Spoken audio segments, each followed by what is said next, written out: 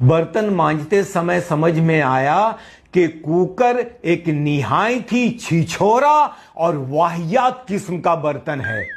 सीटी मारना इस पर सूट भी करता है। सारे बर्तन शराफत से साफ हो जाते हैं, लेकिन इसके अलग ही नखरे हैं।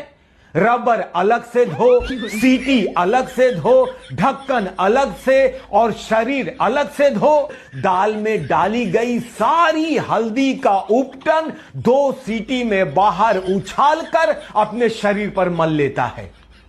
इसे कौन से फैशन शो में जाना होता है हल्दी का फेशियल करके?